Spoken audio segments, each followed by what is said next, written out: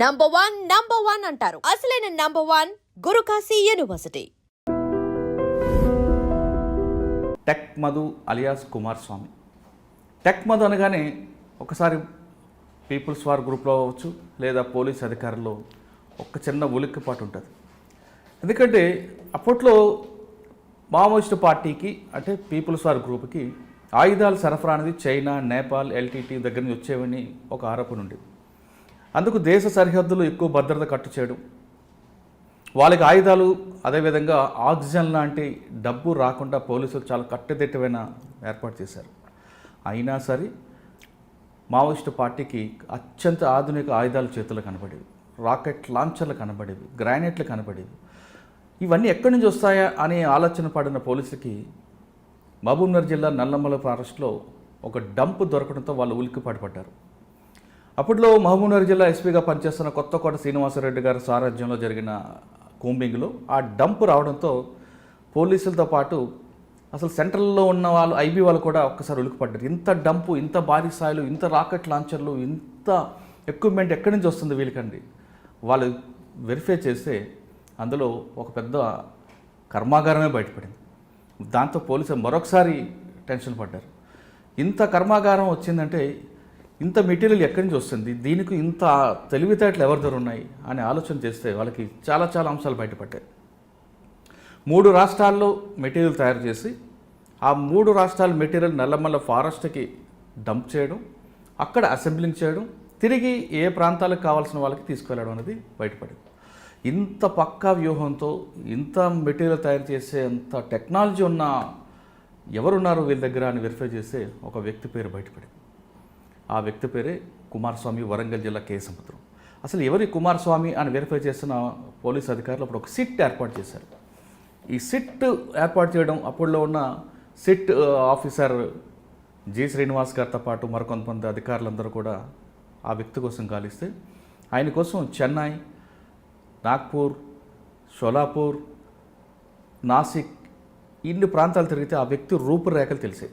ముఖ్యంగా చెన్నై వెళ్ళిన తర్వాత చెన్నైలో క్యూబ్ బ్రాంచ్ అధికారులు ఆ వ్యక్తి యొక్క రూపురేఖలు ఇచ్చారు. అక్కడ ఒక కంపెనీకి వెళ్ళడం, ఎవరని చూస్తే మన తెలుగు రాష్ట్రానికి సంబంధించిన వరంగల్ జిల్లా కే సముద్రం సంబంధించిన కుమారస్వామి అలియాస్ టెక్ మధు. ఇంకా టెక్ మధు కోసం వేట మొదలైంది. ఎవరు ఈ టెక్ మధు కానీ పట్టుకుందాం, ఈ టెక్ అనేది దొరికితే మొత్తం మావోయిస్టు పార్టీకి సంబంధించిన ఎక్విప్మెంట్ అంతా బ్రేక్ అవుద్దని భావించిన పోలీసులు ఒకవైపు సర్చ్ చేస్తున్న సమయంలో వరంగల్ జిల్లాలో అప్పట్లో ఎస్పీగా పనిచేస్తున్న సౌమ్య మిశ్రా గారి దగ్గర ఒక వ్యక్తి సరెండర్ అయ్యారు. ఆయనే టెక్ మధు సరెండర్ అవడం, ఆయన తర్వాత వరుసగా డంపులను సాధించడంతో మావోయిస్టు పార్టీకి ఒక పెద్ద దెబ్బ తగిలిందని చెప్పుకోవచ్చు. ఎందుకంటే ఆయుధాలు తయారు చేసే ఊపిరి ఆగిపోయిందని భావించారు. అటువంటి టెక్ మధు ఈరోజు మన గెస్ట్. టెక్ మధు గారిని అడిగి ఎందుకు అటువైపు వెళ్లాల్సి వచ్చింది, అప్పుడున్న గ్రామ పరిస్థితులు ఏ విధంగా ఉన్నాయి, వెళ్ళిన తర్వాత ఉద్యమంలో ఆయన ఎలా ఉద్యమ పోరుబాటలు ఏ విధంగా పాల్గొన్నారు, ఉద్యమానికి ఊపిరిపోయడంలో తన వంతు ఏ విధంగా కృషి చేశారు, బడుగు బలహీన వర్గాలకు సంబంధించిన వ్యక్తులకి సహాయం చేయడంలో ఆయన ఏ విధంగా ముందున్నారు, సెంట్రల్ కమిటీ మెంబర్లు అందరితో మంచి స్నేహం ఉన్న టెక్ మధు గారికి సెంట్రల్ కమిటీలో ఉన్న పటేల్ సుధాకర్ రెడ్డి గారితో ఎందుకు విభేదాలు వచ్చాయి, అన్ని అంశాలు ఆయన అడిగి తెలుసుకుందాం. అయితే దీనికని ఆ టెక్ మధు గారి ఇంటర్వ్యూకి వెళ్ళే ముందు ఒక చిన్న మాట.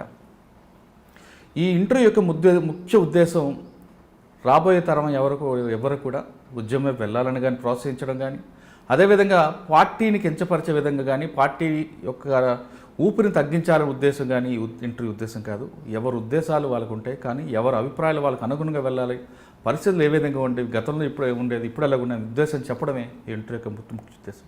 ఇంకా మన టెక్ మధు గారికి అడిగి అప్పుడులో ఉన్న పరిస్థితులు ఏంటి, 10th క్లాస్ చదువుకున్న కుర్రాడు ఆటో క్యాడ్ ఏ విధంగా నేర్చుకున్నారు, అసలు ఊహించిన విధంగా ఎక్కడెక్కడ సైంటిస్టులు చేశారు, రాకెట్ లాంచర్లు ఎద్దు మైలారం లాంటి కంపెనీలో చేసిన రాకెట్ లాంచర్లు కూడా ఏ విధంగా తయారు చేసిన విషయాన్ని ఆయన అడిగి తెలుసుకుందాం.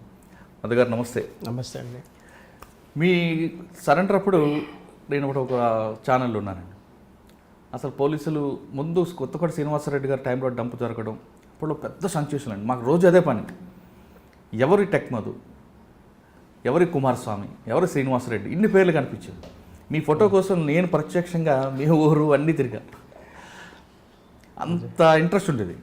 అంటే మామూలుగా జనరల్గా పార్టీకి పక్క నుంచి రాష్ట్రాలకు ఆయుధాలు వస్తాయి, వాళ్ళు చేస్తారని, కానీ ఇంత పెద్ద డంపు, ఇంత పెద్ద ఈ ఒక ఫ్యాక్టరీ, దీనికి మళ్ళీ మీరు సప్లై చేయడం కూడా డిఫరెంట్ వేస్లో సప్లై చేయడం, అసెంబ్లింగ్ చేయడం, ఇంత నాలెడ్జ్ ఏంటా అని అనుకున్నాం. అదే టైంలో అప్పుడు చంద్రబాబు నాయుడు గారి మీద క్లైమర్ మ్యాన్ అటాక్ అవ్వడం, అదొక మిస్ఫైర్ అవ్వడం, అది తక్కిలపల్లి వాసుదేవ్ గారు అని రావడం, కానీ దానికి కూడా మధు గారిదే ఉంది అని అప్పుడు ఒక రూమర్ వచ్చింది, అది పక్కన పెడదాం. అయితే అప్పటి నుంచి చేస్తుంటే మీ ఇంటర్వ్యూకి ఇప్పుడు నాకు అవకాశం దొరికింది. మధు గారు యాక్చువల్గా 1990లో మీరు ఊర్లోకి వెళ్ళినప్పుడు, ఉద్యమంలోకి వెళ్ళినప్పుడు అప్పుడున్న పరిస్థితులు ఏ విధంగా ఉండేవి, ఎందుకు అటు వెళ్ళాల్సి వచ్చింది, వెళ్ళినప్పుడు అక్కడ పరిస్థితులు ఏంటి ఒకటి. రెండోది, సాధారణంగా ఉద్యమంలోకి వెళ్ళిన తర్వాత అందరూ కూడా ఫస్ట్ మిలిటెంట్, తర్వాత డీసీ, ఇలా రకరకాల క్యాడర్లో వెళ్తారు. కానీ మీరు ఒకేసారి సెంట్రల్ కమిటీకి వెళ్ళడం, అంటే స్టేట్ కమిటీ నుంచి సెంట్రల్ కమిటీ, మీకు ఆయుధాలు చేయాలనే ఆలోచన, 10th క్లాస్ చదువుకున్న వ్యక్తి ఆటో క్యాడర్ నేర్చుకోవడం ఏంటి, కంప్యూటర్ మీద పక్కా నాలెడ్జ్ పెట్టుకోవడం ఏంటి, ఇన్ని రకాలు మీకు రావడం అనేది ఒకటి. అంటే దీనికి ఎవరు ప్రోత్సాహం చేశారు, అదొకటి. ఏ విధంగా మీరు ఉద్యమంలోకి సప్లై చేసేవారు, రెండు. వాటితో పాటు సెంట్రల్ కమిటీతో చాలా మందితో మీకు సంబంధాలు ఉన్నాయి, హరిగోపాల్ గారు అవ్వచ్చు, రామకృష్ణ గారు అవ్వచ్చు, వటల్ సుధాకర్ రెడ్డి గారు, అందరూ మీతో బాగానే ఉంటారు. ఆయన చంద్రమౌళి గారు, కానీ ఇంతమందితో మీకు నేరుగా సంబంధాలు ఉన్న మధు గారికి పటేల్ సుధాకర్ రెడ్డి గారితో ఎందుకు విభేదాలు వచ్చాయి, మీరు ఉద్యమం నుంచి బయటకు రావడానికి ప్రధాన కారణం ఏంటి, పార్టీ వీటితో పాటు బయటకు వచ్చిన తర్వాత మరికొంతమంది నక్సలైట్లుగా, మాజీ నక్సలైట్ అందరూ కూడా రియల్ ఎస్టేట్ వ్యాపారాలు చేస్తూ, సెటిల్మెంట్ చేస్తూ, దందాలు చేస్తుంటే, మీరు స్వయంగా మీ సొంత కాలం మీద ఒక మంచి ఇంట్రెస్ట్ పెట్టుకొని ఒక 10 మందికి ఉపాధి కల్పిస్తూ చేయడం వెనక ఉద్దేశం ఏంటి, ఇవన్నీ ఒక ఎత్తు అయితే ఒక దశలో నయంతో సంబంధాలు కొనసాగించారని కూడా ఒక ఆరోపణ వచ్చింది. ఇందులో వాస్తవం ఉందా లేదా, ఇవన్నీ ప్రశ్నకి సమాధానం చెప్పే ముందు ఒకసారి కుమారస్వామి గారి కుటుంబ నేపథ్యం చెప్పండి. యాక్చువల్గా నాది అంటే నిరుపేద కుటుంబం అనే చెప్పారండి, చాలా నిరుపేద కుటుంబం. మా అమ్మ మా నాన్న ఇద్దరు కూడా కూలి పని చేసుకునే బతికేవాళ్ళు. అయితే మా అమ్మకు ఒక కోరిక ఉండేది, నా కొడుకు ప్రయోజకుడు కావాలి, బాగా చదువుకోవాలి, మంచి ఉద్యోగం చేయాలని ఒక కోరిక మా అమ్మకు చిన్నప్పటి నుంచి ఉండేది. నన్ను చదివించడం కోసం చాలా ప్రయత్నాలు చేసింది. నర్సంపేట అనే ఒక ప్రాంతంలో హాస్టల్లో నన్ను జాయిన్ చేయడం జరిగింది అన్నట్టు. యాక్చువల్గా నా ఉద్దేశం కూడా బాగా చదువుకోవాలన్న కోరిక నాకు బలంగా ఉండేది. సరే, మా అమ్మ కోరిక కూడా ఏంటంటే నన్ను గొప్పగా చూడాలన్న కోరిక తనకు ఉండేది. అందులో భాగంగానే నేను చాలా ఇంట్రెస్ట్గానే చదువుకున్నాను. 10th క్లాస్ వరకు బాగానే చదివాను.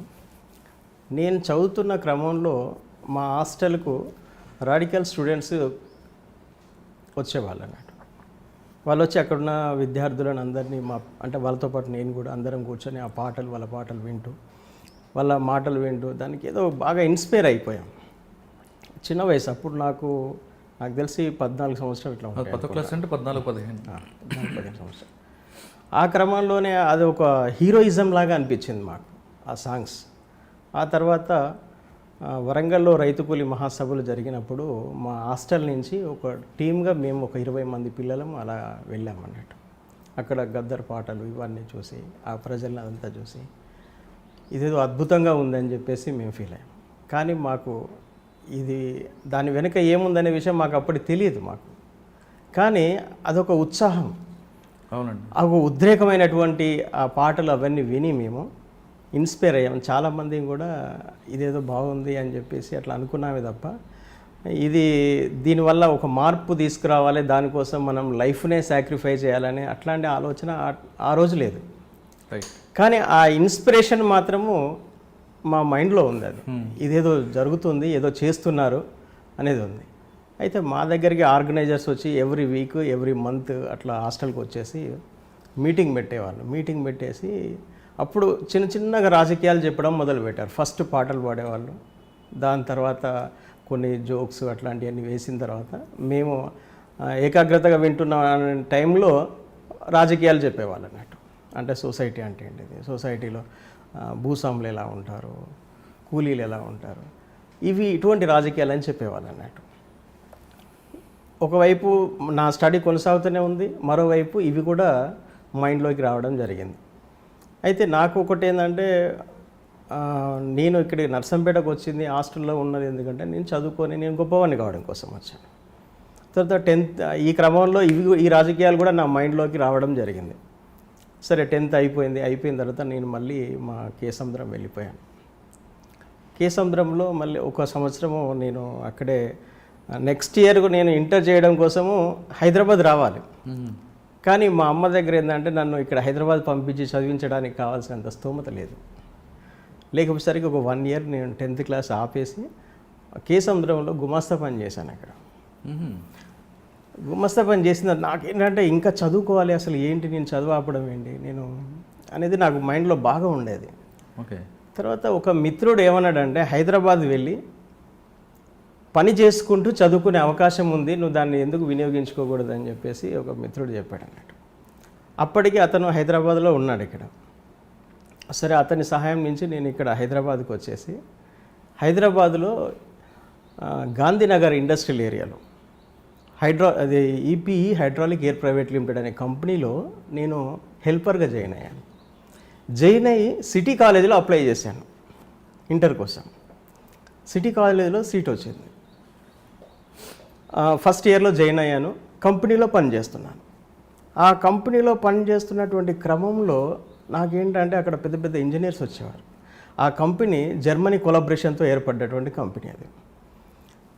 అక్కడ ఇంజనీర్స్ను వాళ్ళందరినీ చూసి అక్కడ హైడ్రాలిక్ సిస్టమ్స్ డెవలప్ చేస్తున్నారు అన్నట్టు. అక్కడ నాకు చాలా ఇన్స్పైర్ అయిపోయాను. నేను కూడా ఒక ఇంజనీర్ని అవుతే నేను కూడా ఇంత గొప్ప అంటే ఇటువంటి ఎక్విప్మెంట్స్ నేను కూడా తయారు చేస్తాను కదా అనే ఒక ఆలోచన బలంగా అక్కడ మళ్ళీ స్టార్ట్ అయింది అన్నట్టు. ఇంటర్లో జాయిన్ అయ్యాను, కాలేజ్కి వెళ్ళొస్తున్నాను, మళ్ళీ సాయంత్రం పూట ఈ కంపెనీలో హెల్పర్గా పనిచేస్తున్నాను అన్నట్టు. అట్లా కొంతకాలము జరిగింది. ఒక 6 months అట్లా అయింది. అయిన తర్వాత ఆ గాంధీనగర్లోనే ఒక రూమ్ ఉండేది, రూమ్లో ఉంటున్నాను నేను. నా రూమ్ పక్కనే ఈ విప్లవ కార్మిక సమైక్యకు సంబంధించినటువంటి వాళ్ళు కొంతమంది అక్కడ రూమ్ తీసుకొని ఉన్నారు. వాళ్ళు జనరల్గా పరిచయం అయ్యారు. ఏ కంపెనీలో నేను పలానా కంపెనీలో జాబ్ చేస్తున్నాను, చదువుకుంటున్నాను అని చెప్పాను అన్నమాట. నా బ్యాక్గ్రౌండ్ అదంతా తెలుసుకున్న తర్వాత నర్సంపేటలో చదివానన్న తర్వాత వాళ్ళు ఇంకా నాతో ఎక్కువ క్లోజ్ అవ్వడం మొదలుపెట్టేసి ఆ టైంలో జననాట్య మండలి పాటలు బాగా ఫేమస్గా ఉండేవి అన్నట్టు. వాళ్ళ దగ్గర ఒక టేప్ రికార్డ్ ఉండేది. ఆ టేప్ రికార్డులో ఎక్కువ పాటలు వేసుకుంటూ వినేవాళ్ళు వాళ్ళు. నేను కూడా ఆ పాటలు నేను హాస్టల్లో ఉన్నప్పుడు మాకు కూడా హాస్టల్లో అవే పాటలు మేము విన్నాం కదా, దాంతో ఇన్స్పైర్ అయ్యాం. ఇక్కడ వీళ్ళతో కూడా నా పక్కనే ఉండేసరికి నేను కూడా ఇన్స్పైర్ అయ్యి అప్పుడప్పుడు వాళ్ళతో పాటు కూర్చొని ఆ పాటలు వినడం, వాళ్ళతో కొద్దిగా స్నేహం కావడం ఇట్లా జరిగింది. అయితే వాళ్ళ దగ్గర ఒకసారి క్రాంతి పత్రికను వాళ్ళ దగ్గర చూశాను, నా పక్క రూమ్ వాళ్ళ దగ్గర చూసి వాళ్ళు చదవమని నాకు కూడా ఇచ్చారన్నట్టు. అరే నేను హాస్టల్లో ఉన్నప్పుడు ఇదే పత్రికను చూశాను, క్రాంతి పత్రికను. అంటే అక్కడ రాడికల్ స్టూడెంట్స్ అని అప్పుడు పిలిచేవాళ్ళు. వాళ్ళే ఇక్కడ ఉన్నట్టున్నారు అని చెప్పి అన్న తర్వాత కొద్ది రోజులకు ఆ లోకల్గా ఉన్న ఆర్గనైజరు ఆ రూమ్కి వచ్చాడు. ఆ రూమ్కి వచ్చి నాతో కలవడము, మాట్లాడము. అతను కూడా చనిపోయాడు, మజ్జిగరాజు అని అతను చనిపోయాడు. తర్వాత అతను నాకు అనేక విషయాలు చెప్పేవాడు అన్నట్టు. చెప్పేసి నువ్వు అంటే నా ఇంట్రెస్ట్ చెప్పాను. నేను చదువుకోవాలి, నాకు ఇంజనీర్ కావాలన్నటువంటి కోరిక నాకుంది, కాబట్టి నేను ఇటువంటి రాజకీయాలకు నేను దూరంగా ఉంటానని చెప్పాను.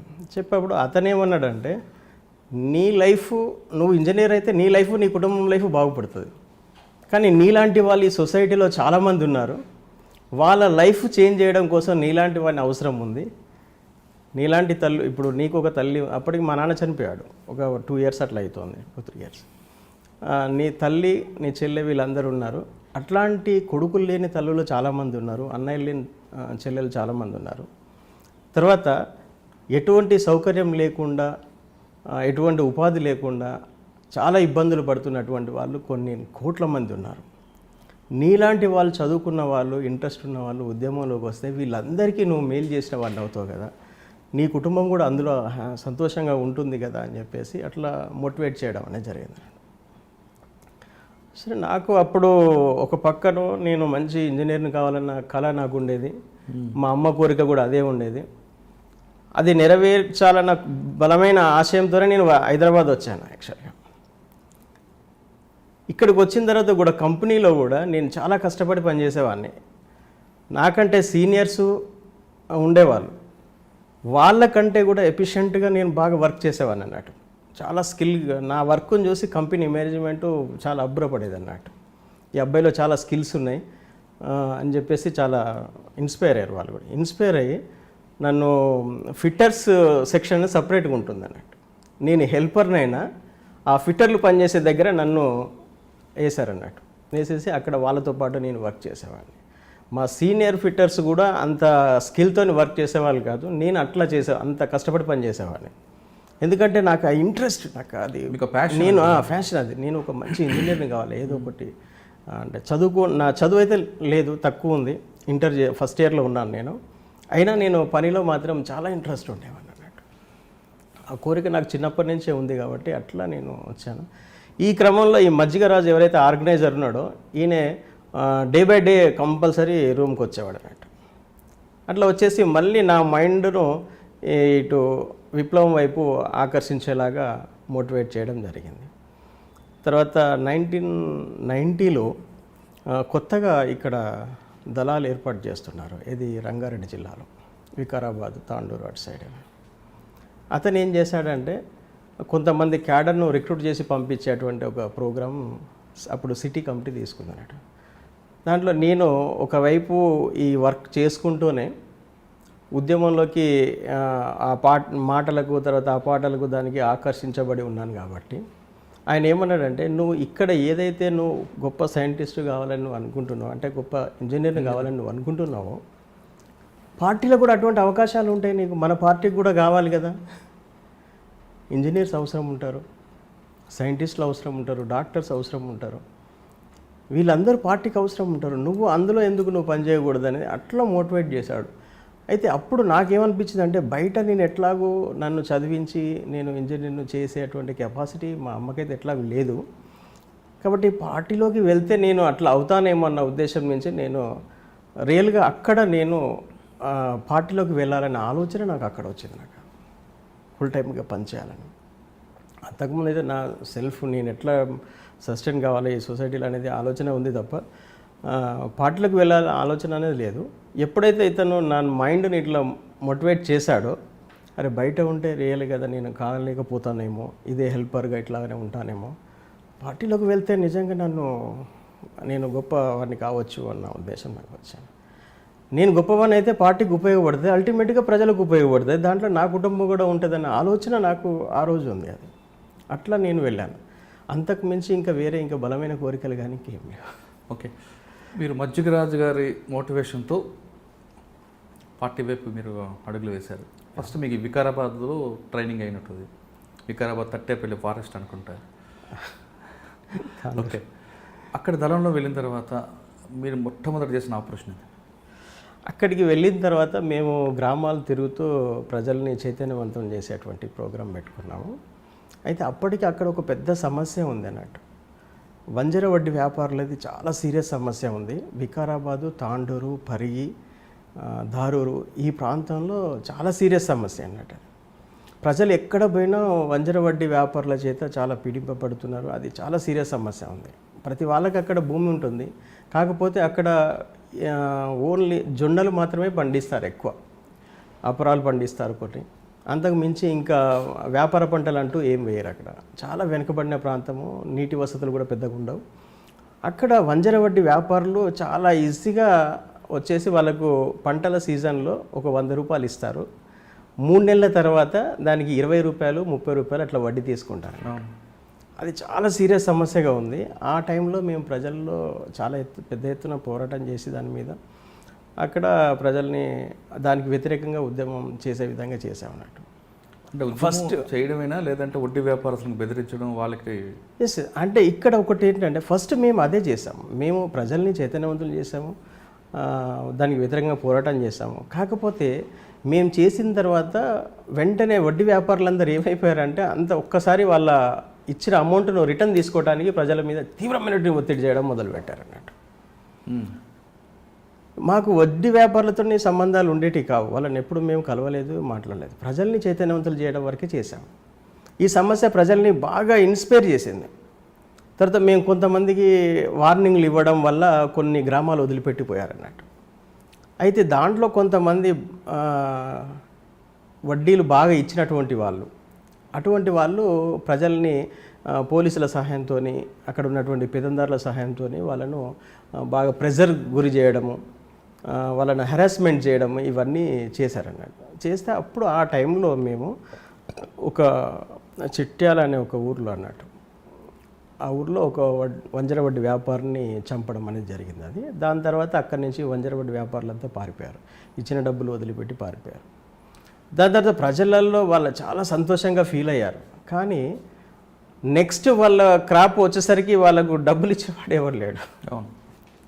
అట్లా బాగా సఫర్ అయిపోయారు. ఏంది ఈ సమస్యను, మనం ఒక సమస్యను పరిష్కరించాము కానీ ఇంకొక సమస్య వచ్చింది అనేది ఒకటి బాగా ఇదైపోయి బ్యాంకుల వాళ్ళని అప్రోచ్ అయితే బ్యాంకుల వాళ్ళు ఇచ్చేవాళ్ళు కాదు. అట్లా ప్రజలు కొద్దిగా బాగా సఫర్ అయ్యారు. తర్వాత మీరు వికారాబాద్లో ఉంటూ మరి జగదీరుగుట్ట ఆ ప్రాంతంలో కూడా జీడిమెట్ల ప్రాంతంలో మీ మూమెంట్ కనిపించేది అప్పట్లో, ఎందువల్ల వచ్చేవారు?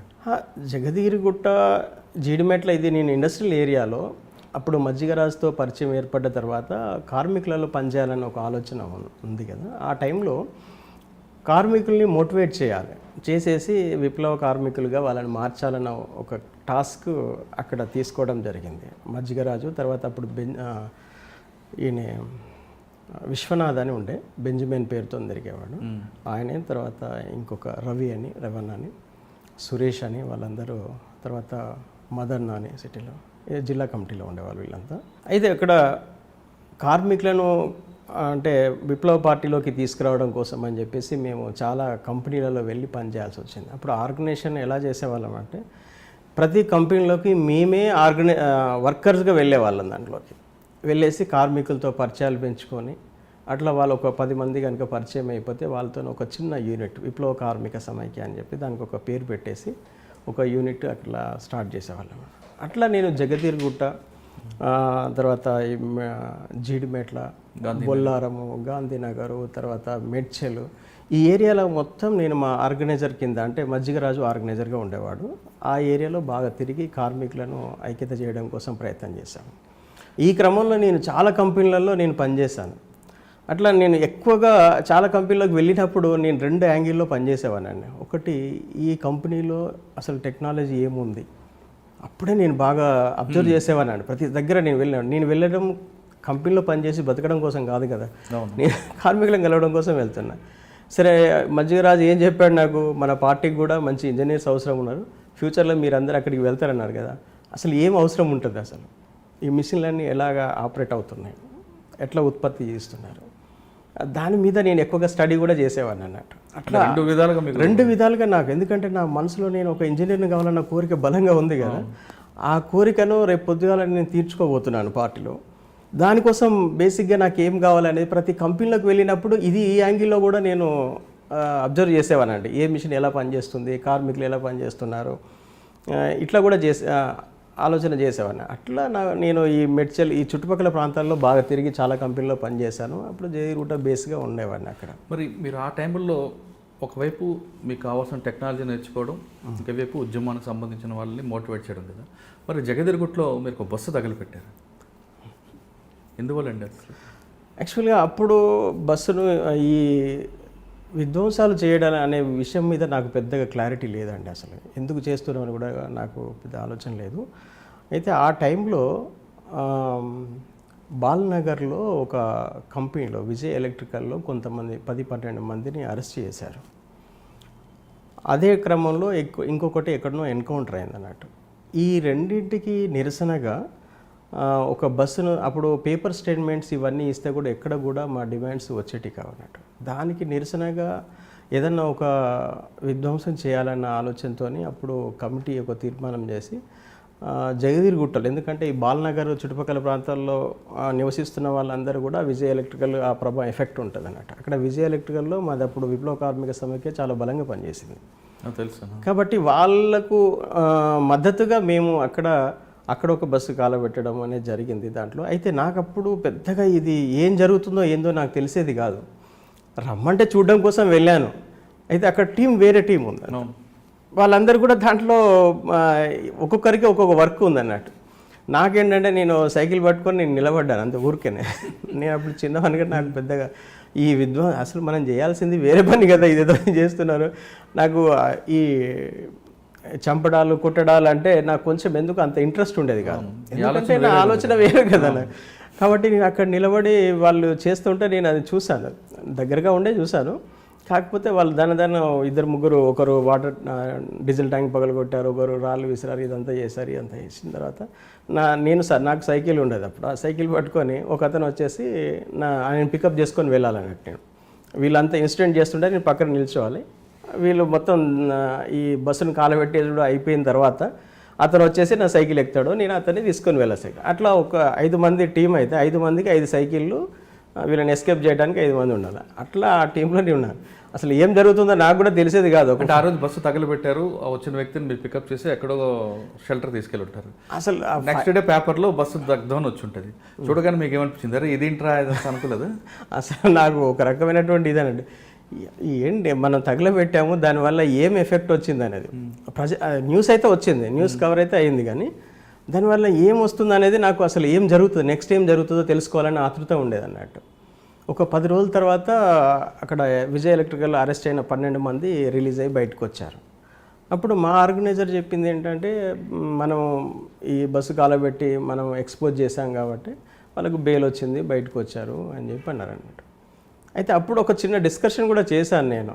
ఈ కాలబెట్టే క్రమంలో మనము అంటే ఇది ఎందుకు చేయాలి అనేది ఒక ఆలోచన కూడా అప్పుడు ఉంది, కానీ నేను వాళ్ళు చెప్పిన దాన్నే ఫాలో అయ్యేవాడిని. ఎందుకంటే ఈ కాలబెట్టడం చేయడం అనేది ఉద్యమం కాదు కదా ఇది. ఇప్పుడు ఆ టైంలో మీకు ఫస్ట్ జగదర్గుట్ట బస్సు తగ్గిన తర్వాత మీలో ఒక ప్రశ్నించే మనస్తత్వం బయటకు వచ్చింది, ఎందుకు ఏంటి. కానీ మరి వికారాబాద్లో మళ్ళీ ఒకసారి బస్సులు తగలబెట్టారు కదా. ఇక అది ఒక ట్రెండ్. అది అక్కడికి వెళ్ళిన తర్వాత ఒక విషయం ఏమైంది అంటే, ఇక్కడ నా మనసులో నేను అనుకుంటున్నా తప్ప నేను బయట ప్రశ్నించి దాన్ని ఆర్గనైజ్ చేసేంత పొలిటికల్ జ్ఞానం నాకు లేదు. రెండోది అంత చైతన్యం కూడా నన్ను తయారు చేసిన ఆర్గనైజర్ అక్కడ ఉన్నాడు, ఆయనను కన్విన్స్ చేసేంత ఇది నాకు లేదు అప్పట్లో. కాబట్టి వాళ్ళు చెప్పిందే నేను వినాల్సి వచ్చింది, దానికే నేను కన్విన్స్ అవ్వాల్సి వచ్చింది తప్ప నా మనసులో ఒక చిన్న ఇది ఉండేది, ఇట్లా కాలబెట్టడం ఇది చైతన్యపరచడం కాదు కదా, ఇది ప్రజలు దీనివల్ల ఎట్లా చైతన్యం అవుతున్నారు అంటే విషయము ఎక్స్పోజ్ అవుతుందనే దానికి. అంటే అక్కడ కార్మికులు అరెస్ట్ అయ్యారు, వాళ్ళని ఎక్స్పోజ్ చేయాలి. ఆ ఎక్స్పోజ్ చేయడం కోసం ఆర్టీసీ బస్సు తగలబెట్టడం వల్ల ఎక్స్పోజ్ అవుతుంది అనేది ఒకటి, అది అనుకున్నాము. అలాగనే అక్కడ పేపర్లు గిన వేయడము అట్లా ఎక్స్పోజ్ అయితే అయ్యింది, అది ఒక ప్రయోజనం అయితే వచ్చింది. అది మరి వికారాబాద్ కూడా సేమ్ అటువంటి సిచ్యువేషన్. వికారాబాద్లో చాలా ఇన్సిడెంట్స్ జరిగినాయి, ఆడ దళంగా ఉండి చేసాము. అక్కడ కూడా ఏంటంటే ఎన్కౌంటర్లకు నిరసనగా చేసింది. వాస్తవానికి వికారాబాద్లో మేము చేయాల్సినంత సీరియస్ సిచ్యువేషన్, అక్కడ ప్రజలకు నిర్బంధం అదంతా ఏం లేదు. కానీ స్టేట్ వ్యాప్తంగా అప్పుడు ఏదో బంద్ పిలుపునిచ్చారు, దానికి మద్దతుగా మేము చేసాం అక్కడ. అంతే తప్ప ప్రజలు కూడా అసలు ఎందుకు చేస్తున్నాం ఏంటిది ఆ ప్రజలకు కూడా పెద్దగా దాని పట్ల అవగాహన లేదు. మీరు అన్నట్లు వికారాబాద్లో తాండూరు ఆ ప్రాంతం వరకే వడ్డీ వ్యాపారులు భూస్వాములు కనిపిస్తుంది తప్ప వికారాబాద్ ప్లెయిన్ ఏరియా ఉంటుంది. సార్, వికారాబాద్ అయిన తర్వాత మీరు మీ ప్రమోషన్ ఏ విధంగా వచ్చింది? వికారాబాద్లో నేను అప్పుడు దళాల్లో పనిచేస్తున్నప్పుడు యాక్చువల్గా నేను రైతాంగ పోరాటాలు చేస్తున్నాం. అక్కడ భూస్వాములు అయితే లేరు. వాస్తవానికి ప్రతి రైతుకు ఒక 2 ఎకరాలు, ఎకరానో 3 ఎకరాలు ఎంతో కొంత భూమి ఉంటుంది. వాళ్ళకి ఏంటంటే ఎక్కువ కోరికలు కూడా ఉండేది కాదు ప్రజలకు. హైదరాబాద్కు చాలా దగ్గరగా ఉన్నా కూడా వాళ్ళు పెద్దగా మాకు అది కావాలి ఇది కావాలని ఆశలు కూడా ఉండే కదా. అప్పుడు మేమే గుర్తించి ఈ వడ్డీ వ్యాపారుల సమస్య తీవ్రంగా ఉందని దానికోసం పనిచేసాం తప్ప ఇంకా వేరే దేనికోసం పనిచేయలేదు. అప్పుడు మద్దెర్ల శంకర్ అని మా కమాండర్ ఉండేవాడు. అఫ్కోర్స్ అతనిది కూడా మా ఊరే, మా కేసముద్రమే అతనిది. ఆయనే కూడా అక్కడ అంటే హైదరాబాద్కు దగ్గరగా ఉంటుంది కాబట్టి ఇక్కడ ప్రజా ఉద్యమం చేపడితే సిటీ ఉద్యమానికి ఇది సపోర్ట్గా ఉంటుందని అక్కడ దళాలని ఎస్టాబ్లిష్ చేయడం జరిగింది యాక్చువల్గా. కానీ అక్కడ ఏదో చైతన్యం తీసుకొచ్చి ఈ విప్లవానికి ఇది ఒక బేస్ ఏరియాగా ఉంటుందన్న ఉద్దేశం ఏం లేదు. సిటీ ఉద్యమాన్ని కాపాడుకోవడం కోసము గ్రామీణ ప్రాంతం యొక్క ఉద్యమం అవసరము కాబట్టి అందులో భాగంగానే ఇటు మెదక్, దుబ్బాక ఏరియాలు అన్నీ కూడా కవర్ చేశారు. ఇటు వికారాబాద్ ఏరియా కూడా కవర్ చేస్తే రౌండప్గా సిటీ చుట్టూ గ్రామీణ ప్రాంత ఉద్యమం ఉంటుందని అనుకున్నారు అన్నట్టు. అందులో పాటుగానే మేము అక్కడికి వెళ్ళాము. అయితే అక్కడికి వెళ్ళిన తర్వాత దళాలలో కూడా వెపన్స్ ఇవన్నీ ఉన్నాయి. అయితే నేను ఇంజనీర్ని కావాలన్న కోరిక నాకు బలంగా ఉంది కదా. ఆడ వెళ్ళిన తర్వాత ఫస్ట్ మా దళం దగ్గర ఒక 2 వెపన్స్ ఉండేవి. 2 వెపన్స్తోనే 6 మంది తిరిగేవాళ్ళు. ఈ క్రమంలో ఏమైందంటే కొన్ని కొత్త వెపన్స్ వచ్చినాయి మా దగ్గరికి. ఆ కొత్త వెపన్స్ ఒక 10-12 పంపించారు. మేముంది ఒక 6-7 మెంబర్సే ఉన్నాం మేము. వాటిని విడివిడి భాగాలుగా వచ్చినాయి, అవి ప్యాక్ చేసి వచ్చేసినాయి. అది అసెంబ్లింగ్ చేయడం కూడా మాకు ఎవరికి తెలియదు, మా కమాండర్కు తెలియదు, అందులో దళ సభ్యులకు ఎవరికి తెలియదు, మాకెవరికి తెలియదు. వాటిని అట్లా మూట కట్టుకొని తిరుగుతూ ఉన్నాం అన్నట్టు. నేను చూశాను కానీ అవి బాగానే ఉన్నాయి, కానీ ఎట్లా ఫిక్స్ చేయాలో నాకు కూడా తెలియదు అప్పటికి. అంటే అసెంబ్లింగ్ ఎలా చేయాలో కూడా నాకు కూడా తెలియదు. అవి తూటాలు ఒక 200-300 తూటాలు వచ్చినాయి. అవన్నీ single barrels, double barrels weapons అన్నట్టు. అవి మూట కట్టుకొని తిరుగుతా ఉన్నాం. తిరుగుతున్న క్రమంలో తెలంగాణ సాయుధ పోరాటంలో పనిచేసిన ఒక రైతు కలిశాడు అన్నట్టు. అతను ఏంటంటే అప్పుడు తెలంగాణ సాయుధ పోరాటంలో నేను ఇలా పనిచేశాను, అలా పనిచేశాను, నేను కమాండర్గా పనిచేశాను అని చెప్పి మాకు ఒక సందర్భంలో చెప్పున్నాడు. అతనికి ఏమైనా ఐడియా ఉంటుందేమో అని చెప్పి అతన్ని పిలిస్తే అతను వచ్చేసి మొత్తం ఆ వెపన్స్ మొత్తం కూడా అసెంబ్లింగ్ చేయడం అనేది చూపెట్టాడు అన్నట్టు. ఆయన చేశాడు. చేసిన తర్వాత అప్పుడు నేను దాన్ని బలంగా అప్పుడు అబ్జర్వ్ చేయడం చేసిన తర్వాత ఇక అవి అయిపోయింది. ఇంత సింపుల్ ఇవి అసెంబ్లింగ్ చేయడం అని చెప్పి అనుకోని ఆ తర్వాత ఇంకా నా దగ్గర ఎప్పుడు ఒక స్క్రూ డ్రైవర్, ఒక కటింగ్ ప్లేయర్ ఎప్పుడు పెట్టుకునేవాడిని. ఏ చిన్న ప్రాబ్లం వచ్చినా ఏది వచ్చినా కూడా నేనే క్లీన్ చేసేవాడిని, మెకానిక్ చేసేవాడిని అన్నట్టు.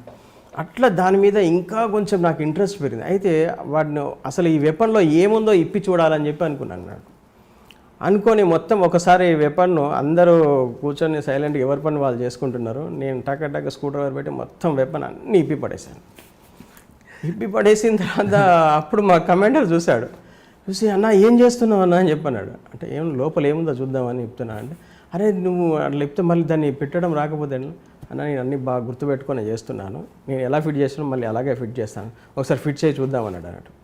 ఎలాగైతే ఇప్పానో మళ్ళీ అన్ని వరుసగా పెట్టుకుంటూ వెళ్ళానంట. ఫస్ట్ ఏది ఇప్పానో ఇట్లా వరుసగా పెట్టుకుంటూ వెళ్ళి ఇప్పి అన్ని లాస్ట్ వరకు పెట్టేశాను. ఆయన ఎప్పుడైతే మళ్ళీ ఫిట్ చేయమని చెప్పాడో ఈ లాస్ట్ నుంచి మొదలు పెట్టుకుంటే మళ్ళీ చివరికి వెళ్ళిపోయాను. ఈ టెక్నిక్ నాకు తెలుసు, అదేముంది అది వాళ్ళకి తెలియదు కదా. అరే అన్న ఎట్లా అయిపోయావు అట్లా పెట్టావన్నా, నీకు చాలా ఇంట్రెస్ట్ ఉంది దీని మీద అని చెప్పి చాలా ఇదైపోయి ఇక అప్పటి నుండి ఆ దళంలో ఏ చిన్న వెపన్ రిపేర్ ఉన్నా కూడా నాతోనే చేయించేవాడు, నేనే మొత్తం చేసేవాడిని. అది నాకు ఇంట్రెస్ట్ ఉంది. ఇంకోటి అందులో ఉన్న ప్రతి పార్ట్ కూడా నేను చేయగలిగేట్టుగానే అనిపించింది అన్నట్టు.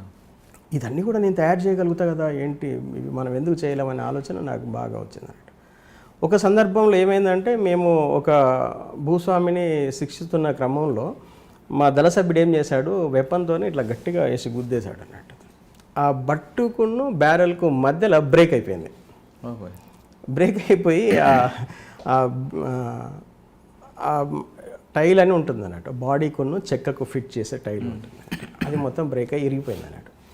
ఇరిగిపోతే దాన్ని ఏం చేయాలి, ఎలా చేయాలి అన్న, నీకెందుకన్నా నేను ఇప్పుడు చేయించుకొని వస్తానని చెప్పి అన్నాడు. ఎట్లా చేపిస్తాను నాకు తెలుసు అన్న, ఇది ఎట్లా చేయాలో నాకు తెలుసు, నేను చూశాను కంపెనీలని. అప్పుడు వికారాబాద్కి వచ్చేసి అక్కడ ఒక బ్రేజింగ్ చేసే వ్యక్తి రోడ్డు మీద పనిచేస్తుంటారు అప్పుడు. అతని దగ్గరకు వచ్చి అతనికి ఏందో తెలియదు, దానికి మొత్తం బట్ట చుట్టి అన్న దీనికి బ్రేజింగ్ చేయాలని ఇస్తే అతను బ్రేజింగ్ చేసి ఇచ్చేసాడు. అతను కూడా అది ఏం పార్టో తెలియదు, అతను బ్రేజింగ్ చేసి ఇచ్చాడు. తర్వాత నేను వచ్చేటప్పుడు వికారాబాద్లో ఒక ఫైల్ తీసుకొని వచ్చేసి మళ్ళీ దాన్ని మంచిగా యాజిటీస్గా ఫైల్ చేసేసి బిగించి పెట్టేసి, ఇక ఆయనకు మా కమాండర్కి ఏంటంటే నా మీద ఫుల్ కాన్ఫిడెన్స్ అన్నట్టు. మాకు ఒక మెకానిక్ ఉన్నాడు, ఏం పోయినా కూడా మేము చేసుకుంటాం అది ఇది అని చెప్పేసి అట్లా. ఇదే క్రమంలో పులి అంజన నుంచి ఒకటి ఆఫరు సిటీ కమిటీకి చెప్పాడంట, మనము ఆయుధాలు తయారు చేసే యూనిట్ పెట్టాలనుకుంటున్నాము, మీరు సిటీలో కంపెనీలలో పనిచేసి ఇంట్రెస్ట్ ఉన్నటువంటి వాళ్ళు ఎవరైనా ఉంటే కనుక పంపిస్తే మనం యూనిట్ స్టార్ట్ చేద్దాం వాళ్ళతోనే అని చెప్పి అన్నట్టు. అప్పుడు మదన్ అని ఇక్కడ ఉండే, ఇక్కడ దళం దగ్గరికి వచ్చినప్పుడు ఆయన చూసేవాడు కదా, వెంటనే ఆయన ఉండేసి మా దగ్గర మంచి టెక్నీషియన్ ఉన్నాడు, నేను పంపిస్తానని చెప్పేసి 92లో అన్నట్టు నన్ను ఆ టెక్నికల్ యూనిట్కి పంపాలని చెప్పేసి నిర్ణయం తీసుకున్నాడు అన్నట్టు. అట్లా నేను 92లో నేను వెళ్ళాలని అనుకునే టైంలో అపాయింట్మెంట్స్ అన్నీ ఫిక్స్ చేశారు. బీదర్కి వెళ్ళేసి అక్కడి నుంచి నన్ను పికప్ చేసుకుంటారు, నేను వెళ్ళాలి. నేను ఇంకొక 1 మంత్ టైం ఉంది దానికి. ఈలోపు పులి అంజన్న ఎన్కౌంటర్లో ఆయన చనిపోయాడు. కొద్దిగా టైం ఉంది, ఆ టైంలో ఆయన చనిపోవడంతో 92లో వెళ్ళాల్సింది ఆగిపోయింది అన్నట్టు. మళ్ళీ 93లో మళ్ళీ అపాయింట్మెంట్స్ దొరికినాయి. అట్లా నేను ఫస్ట్ కర్ణాటక స్టేట్లో మేము ఒక యూనిట్ స్టార్ట్ చేసి బెల్గాం విలేజ్లో ఒక యూనిట్ స్టార్ట్ చేయడం కోసం అక్కడికి వెళ్ళాను. అక్కడి నుంచి నేను ఏదైతే ఇంటి దగ్గర ఉన్నప్పుడు ఇంజనీర్ను కావాలనే ఒక కోరిక బలంగా ఏదైతే ఉందో అది నెరవేర్చుకోవడం కోసం నేను బీదర్ వెళ్ళడం జరిగింది. గుల్బర్గాలో ఫస్ట్ యూనిట్ స్టార్ట్ చేశాము. అక్కడి నుంచి స్టార్ట్ అయింది. సార్, గుల్బర్గా వెళ్ళిన తర్వాత మీ యూనిట్ మీ చదువు మీ కోరిక నెరవేరుతుంది. ఈ ఆటోకేడ్ నేర్చుకోవడం ఎక్కడ నేర్చుకున్నారు? ఇక్కడ ఇంకా చాలా విషయాలు ఉన్నాయండి. యాక్చువల్గా ఇది ఏంటంటే బెల్గాంలో యూనిట్ స్టార్ట్ అయింది. బెల్గాంలో మేము ఫస్ట్ షార్ట్ వెపన్స్ తయారు చేయాలనేది మా ఒక ఇది అన్నట్టు. షార్ట్ వెపన్స్ మాకు కొన్ని శాంపిల్స్ పంపించారు. వెపన్సే వచ్చినాయి. వస్తే వాటిని అన్నిటినీ తీసేసి యాస్టీస్గా వెపన్స్ మేము మ్యానుఫ్యాక్చరింగ్ చేయాలి ఫస్ట్.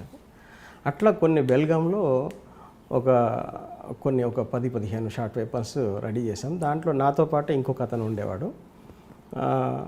నేను ఆయన ఇద్దరం కలిసి మేము ఒక 10 వెపన్స్ తయారు చేసాం. తర్వాత కొన్ని మ్యాగజిన్స్ డెవలప్ చేయాలని అన్నాడు. అతనికి నా దగ్గర ఉన్న అతనికి ఏంటంటే ఐటీఐ చేశాడు అతను, టర్నర్ యాక్చువల్గా అతను. నేను ఐటీఐ చేయకపోయినా ఫిట్టర్ల దగ్గర నేను బాగా వర్క్ చేశాను, చాలా కంపెనీలో తిరిగి పనిచేశాను కాబట్టి ఆయన కంటే ఎఫిషియెంట్గా నేను కొద్దిగా బాగా వర్క్లో ముందుండి చేసేవాడిని. ఆయన చేద్దామంటే అది కంప్లీట్ చేసి పెట్టేవాడిని అన్నట్టు. అంటే ఒక పార్ట్ చేద్దామంటే పార్ట్ కాదు మొత్తం వెపనే కంప్లీట్ చేసి పెట్టేవాడిని అన్నట్టు. అంత ఇదిగా పనిచేస్తాను. అతను ఒక 1 year తర్వాత ఏమైందంటే అతను పార్టీల నుంచి బయటికి వెళ్ళాలనే ఒక నిర్ణయంలో ఉన్నాడు. అతను ఉండేసి నన్ను ఏమి ఎంకరేజ్ చేసేవాడు కాదు. కొద్దిగా ఆయన కొద్దిగా అంటిముట్టనట్టుగా ఉన్నాడు. ఇక నా బలవంతం మీదనే మేము వెపన్స్ తయారు చేసాము. ఒక 10 వరకు చేసి పంపించాము. ఓకే అయిపోయింది అది. ఆ తర్వాత అతను ఒక చిన్న పని ఉంది వెళ్తానని చెప్పి వెళ్ళాడు బెల్గాం నుంచి. అక్కడ 10 రోజులైంది, నెల రోజులైంది, ఆయన తిరిగి రాలేదు. రాకపోయేసరికి నాకు డౌట్ వస్తుంది, ఈయన ఎక్కడికి పోయాడు ఏంటిది. తర్వాత మేము ఒకే ఊర్లో ఉన్నప్పటికీ ఒక్కొక్కరికి ఒక రూమ్ ఉండేది. ఒక రూము ఇంకొకరికి తెలిసేది కాదన్నట్టు. ఒక నెల రోజుల తర్వాత మా బాధ్యుడు అన్నట్టు, అంటే మాకు ఇన్ఛార్జిగా ఉండే అతను యూనిట్ దగ్గరికి వచ్చాడు. ఎందుకంటే అతనుకున్న ఏపీటీ కూడా మిస్ అయిపోయింది అన్నట్టు, రాలేదు. ఏమైందేమని అతను వచ్చాడు. వచ్చేసరికి నేను ఒక్కనే ఉన్నాను ఇక్కడ.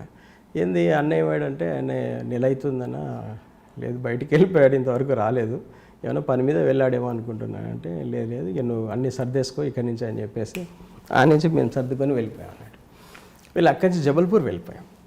అంత దూరం? జబల్పూర్ డైరెక్ట్. జబల్పూర్ వెళ్ళిపోయి Belgaum to Jabalpur by train అండి? బస్సెస్. అప్పుడు ట్రైన్ ప్రిపేర్ చేయలేదు, ఎందుకంటే ఆయనకు ఇతను ఇంటికి వెళ్ళిపోయాడు అనే విషయము ఆయన చెప్పేదాకా నాకు తెలియదు.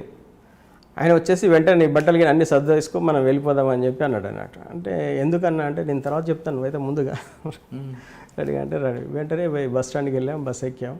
ఇక అలాగా జబల్పూర్ వెళ్ళిపోయిన తర్వాత అక్కడ ఒక రూమ్ తీసుకొని అక్కడ ఉన్నాం అన్నట్టు.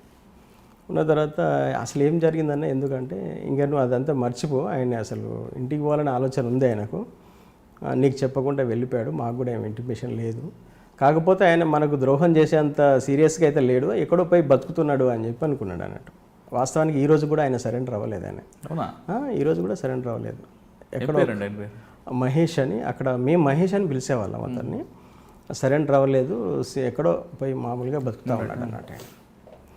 అట్లా ఆయన వెళ్ళిపోయాడు. మేము ఇక్కడ వచ్చి పని చేసుకుంటూ ఉన్నాము. ఇక్కడ కూడా ఒక యూనిట్ స్టార్ట్ అయింది. ఇక్కడ జబల్పూర్లో ఒక యూనిట్ స్టార్ట్ అయింది. ఆ యూనిట్లో ఒకటి ఏంటంటే మాకు పార్టీ నుంచి అప్పుడు ఒక టార్గెట్ ఇచ్చారన్నట్టు. ఏంటంటే వెపన్ ఇక్కడ తయారు చేసి లోపల అసెంబ్లింగ్ చేయాలి, అట్లా డిజైన్ చేయాలని చెప్పి అన్నారు అన్నట్టు. అది అసలు ఇక్కడ తయారు చేసి అక్కడ ఎట్లా అసెంబ్లింగ్ చేస్తాము, ఆడ మిషనరీస్ ఇవన్నీ ఉండవు కదా, అదొక పెద్ద టాస్క్ అన్నట్టు. సార్, జబల్పూర్లో మీకు ఒక అసెంబ్లింగ్ యూనిట్ చేయమన్నారు. అంటే వెపన్ ఉండాలి, మళ్ళీ విడిపోవాలి, ఆ స్పాట్కి వెళ్ళేందుకు అసెంబ్లింగ్ అవ్వాలి. అంటే ఫారెస్ట్లో అప్పుడు ఎందుకు ఈ టాస్క్ ఇచ్చారు అంటే నిర్బంధం, చాలా సీరియస్గా నిర్బంధం ఉంది. అప్పుడు 96-97 ప్రాంతంలో విపరీతమైనటువంటి నిర్బంధం ఉంది. అప్పుడు మద్య నిషేధం అనేది కొనసాగుతుంది. ఇది ఏపీలో అన్ని బార్డర్స్ అన్నట్టు. బార్డర్స్లలో ఈ మద్యం కోసం చెక్కింగ్స్ బాగా జరుగుతూ ఉన్నాయి. 1-2 చోట్ల ఈ చెక్కింగ్లలో కూడా మా వాళ్ళు పట్టుబడడం అనేది జరిగింది. ట్రాన్స్పోర్టేషన్ చాలా కష్టమైంది. అప్పుడు స్టేట్ కమిటీ వాళ్ళు ఉండి ఏమన్నారంటే వెపన్స్ మనం డైరెక్ట్గా తీసుకొస్తే ఐడెంటిఫై అయిపోతుంది, కాబట్టి బయట మ్యానుఫ్యాక్చరింగ్ చేసి లోపల అసెంబ్లింగ్ చేసుకునే విధంగా మీరు డిజైన్ చేసి ఇక్కడికి వచ్చి చేయండి అన్నారంట. అప్పుడు మా అక్కడ ఉన్నటువంటి ఇన్ఛార్జ్ కానీ మా బాధ్యుడు కానీ వీళ్ళందరూ కూడా ఏంటంటే వాళ్ళు ఒక్కొక్కరు ఒక్కొక్క రకంగా డిజైన్ చేశారన్నట్టు. నేను ఒక రకంగా దాన్ని డిజైన్ చేయడం చేశాను. అయితే నా డిజైన్లో ఎట్లుంటుందంటే చూసిన వాడికి ఇది వెపన్ స్పేర్ పార్ట్ అనేది తెలియకుండా ఉంటుంది అన్నట్టు. అది అసలు ఎవరు చూసినా ఓపెన్గా చూస్తే కూడా ఎవరు కూడా ఐడెంటిఫై చేయలేరు, అంత టెక్నిక్గా దాన్ని నేను ఆలోచించి డెవలప్ చేశాను అన్నట్టు. తర్వాత గ్రైనేట్స్ కూడా అంతకుముందు సింగిల్ బాడీ ఉండేదంట, సాలిడ్ బాడీగా ఉండేది గ్రైనేట్. దాన్ని కూడా మేము 2 పార్టులుగా చేసి అట్లా చేయడం జరిగింది.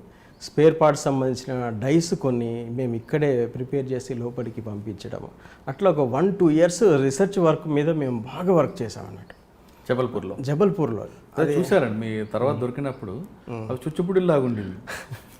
ఇది గ్రానైట్ అనే విషయం, తర్వాత అసెంబ్లింగ్ అయితే గ్రానైట్ అనే విషయం తెలుసు. అట్లా ఆ వెపన్స్ కూడా అట్లా ఉండేదంట. మీరు బ్యారెల్ కూడా మీరు ఐడెంటిఫై చేయలేరు, చూసారు, బాడీ చేయలేరు, ఏది చేయలేరు మీరు.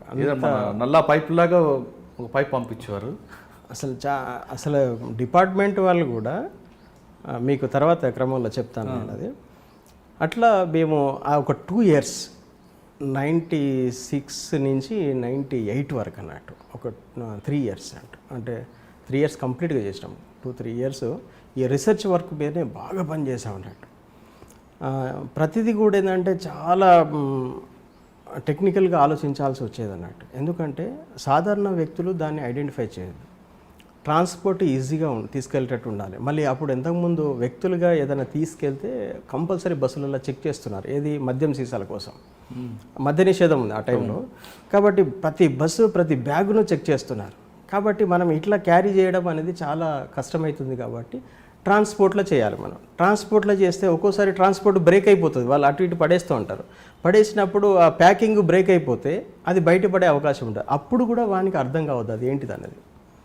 అట్లా డిజైన్ ఉండాలనేది అప్పుడు ఆలోచించి ఒక 3 ఇయర్స్ దాని మీద బాగా వర్క్ చేశాను. మాకు ఇన్ఛార్జ్గా ఉండే అతను కూడా బాగానే చేసేవాడు, కానీ నన్ను బాగా ఎంకరేజ్ చేశారు వాళ్ళందరూ. ఎంకరేజ్ చేస్తే నేను ఆ రీసెర్చ్ వర్క్లో బాగా సక్సెస్ అయ్యాం. దాంట్లో చాలా రకాల వెపన్స్ను మేము అట్లా మాడిఫికేషన్ చేసి చేసామన్నట్టు. దాంట్లో మీరు 3 సంవత్సరాల తర్వాత ఫైనల్ ప్రోడక్ట్ తీసుకొచ్చారా?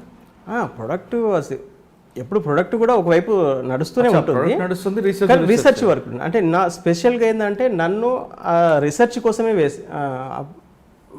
ఉద్దేశించి పెట్టారన్నట్టు. ప్రొడక్షన్ చేసే వాళ్ళు ఇంకో 2 సపరేట్ ఉంటారు, కానీ ఓన్లీ రీసెర్చ్ వర్క్ అన్నట్టు. అది ఇతరులకు అర్థం కాకుండా డిజైన్ చేయాలి, అక్కడికి వెళ్ళిన తర్వాత మ్యానుఫ్యాక్చరింగ్ చేసుకోవాలి, దాన్ని అసెంబ్లింగ్ చేయాలి దాన్ని. అట్లా ఆ రీసెర్చ్ వర్క్లో నేను అప్పుడు ఇంకో డెవలప్మెంట్ వర్క్ కూడా.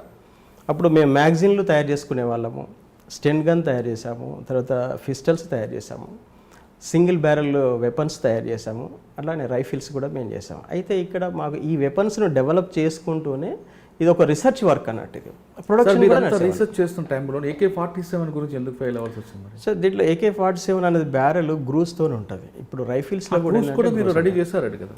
చేసాం, కానీ అది సక్సెస్ అవ్వలేదు.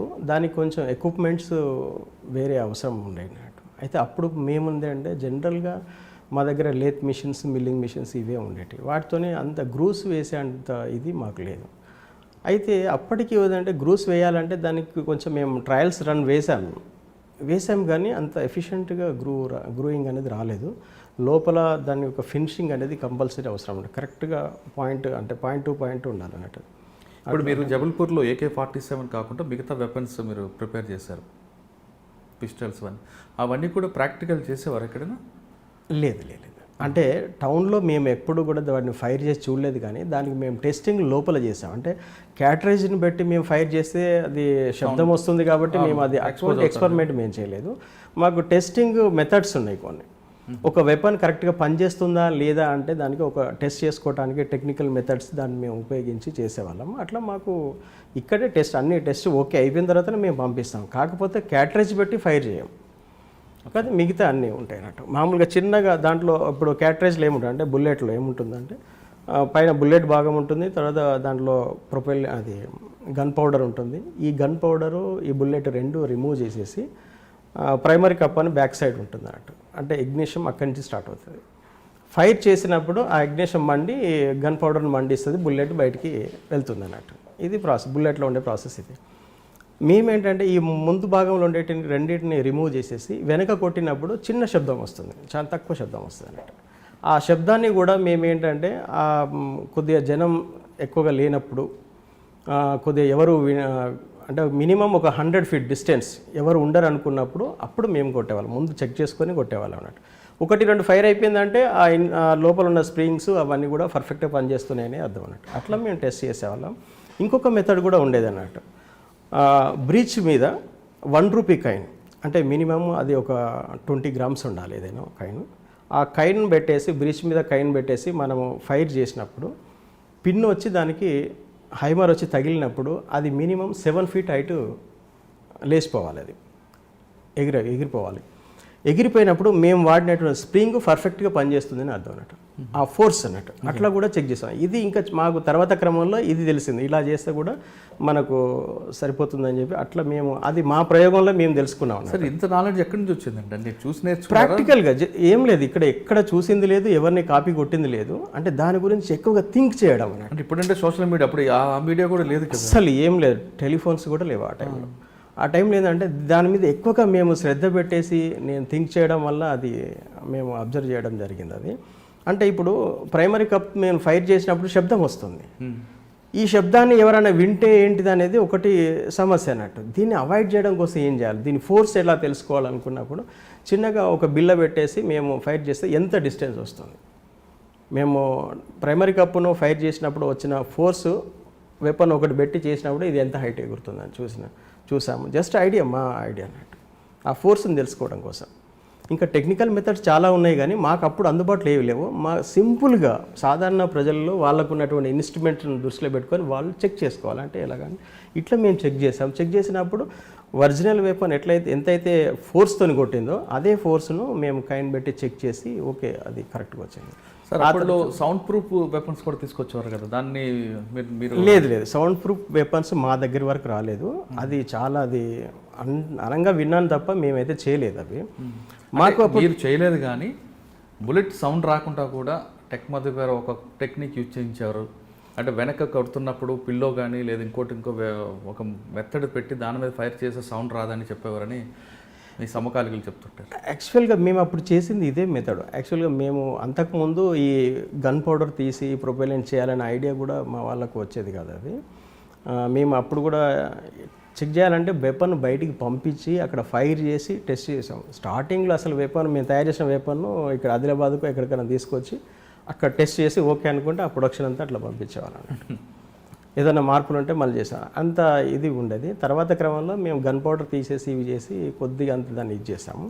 రెండోది ఏంటంటే సౌండ్ అట్లా చేయలేదు కానీ మేము ఒకటి ల్యాండ్లోనే అన్నట్టు ఒక పెద్ద రంధ్రం తీసేసి ఆ లోపల మొత్తం అంతా క్లోజ్ చేసేస్తాము. క్లోజ్ చేసేసి అందులో లోపల పెట్టి ఫైర్ చేసేస్తే ఆ సౌండ్ ఏంటంటే హెర్త్లోకి వెళ్ళిపోతుంది.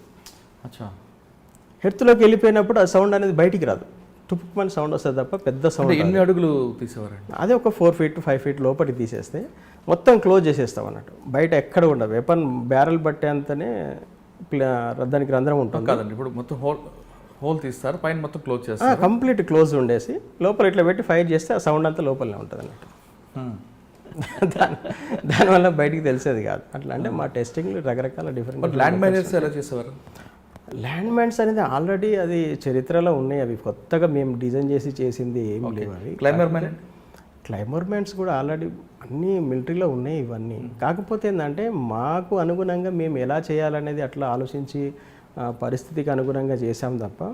అంటే మిలిటరీ స్కూళ్ళలో మాకు అప్పుడు ఏదో ఒక మిలిటరీ స్కూల్ నుంచి కొంత బుక్స్ పంపించారు. మరి వాళ్ళు ఎవరో ఏంటో మాకు కూడా తెలియదు కానీ దాంట్లో క్లైమోర్ మైన్ ఎలా పనిచేస్తుంది, తర్వాత డైరెక్షనల్ మైన్స్ ఎలా పనిచేస్తున్నాయి, అసలు మైన్స్ ఎట్లా వర్క్ చేస్తాయి అనేది విషయం దానిలో చాలా క్లియర్గా రాయడం జరిగింది అన్నట్టు. అట్లా మేము వాటిని చూసి మేము కొంత డైరెక్షనల్ మైన్స్ ఇలా ఉండాలి, క్లైమోర్ మైన్స్ ఇలా ఉండాలి అనేది కొద్దిగా ప్రాక్టికల్గా చూసామే తప్ప మేము దాని మీద ఎక్స్పెరిమెంట్ చేయలేదు, దాన్ని మేమేం చేయలేదు. అది వెపన్స్ ఏమో అది. ఓకే, పలాషా తర్వాత ఎక్కడికి వచ్చారా? జబల్పూర్ జబల్పూర్ నుండి. జబల్పూర్లో ఉన్న తర్వాత జబల్పూర్లో ఒక 3-4 ఇయర్స్ మేము రీసెర్చ్ వర్క్ మెయిన్గా మా యూనిట్ యాక్చువల్గా అది ప్రొడక్షన్ యూనిట్ అని పెట్టాలనుకున్నాం. ఈ ప్రొడక్షన్ యూనిట్ కాస్త అది రీసెర్చ్ అండ్ డెవలప్మెంట్ యూనిట్గా చేంజ్ అయిపోయింది, అసలు R&D యూనిట్గా అయిపోయింది.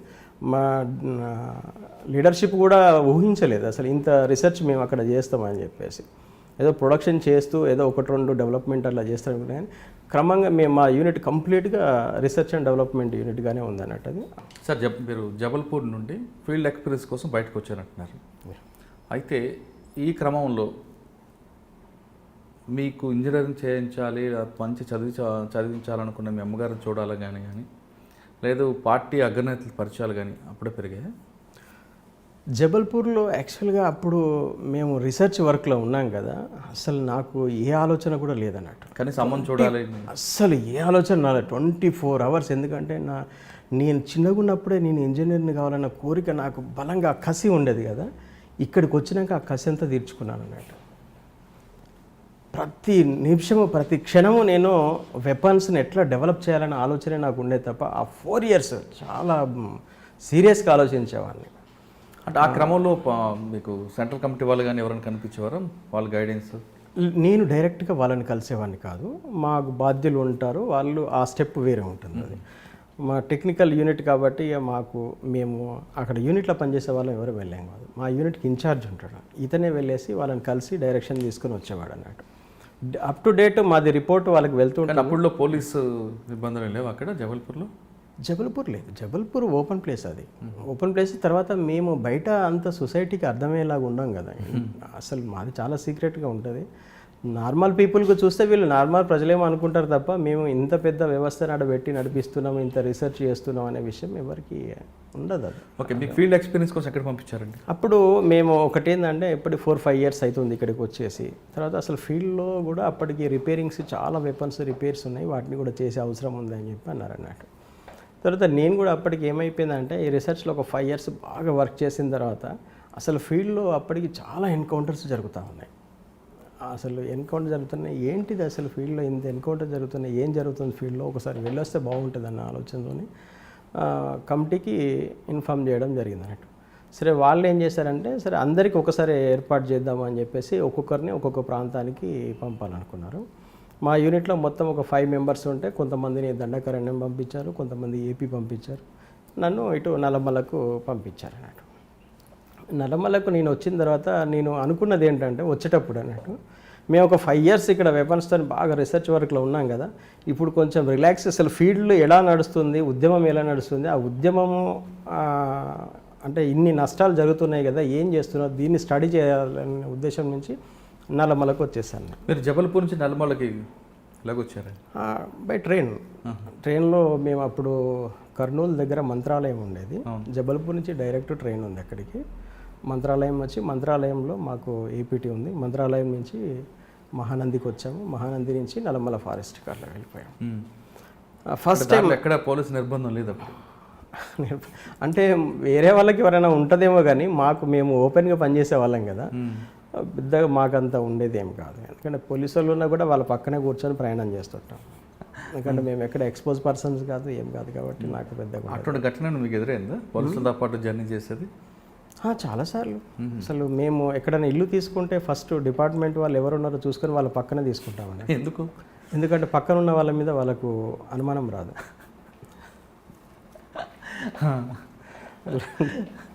అంటే పోలీస్ కోర్సులను తీసుకున్నారు చాలా వరకు మా యూనిట్స్ కూడా. మేము దాని తర్వాత అక్కడి నుంచి నేను అసలు చాలా సందర్భాల్లో నేను అట్లా చేసేవాడిని అన్నట్టు. మీరు ఎక్కడ చూసుకున్నా కూడా మా యూనిట్స్ పోలీస్ స్టేషన్కి కొద్దిగా దగ్గరలోనో లేకుంటే 1 కిలోమీటర్ దూరంలోనో అట్లనే ఉంటాయి తప్ప. మేము జబల్పూర్లో యూనిట్ పెట్టాము కదా, ఆ ఇంటి ఓనరు ఒక బంధువు సిఐ అన్నట్టు లోకల్, రెగ్యులర్గా ఆయన టీం తీసుకొని అక్కడికి వస్తుంటాడు అన్నట్టు. ఎస్కాట్ వెహికల్ వస్తుంటుంది అక్కడికి ఎప్పుడు.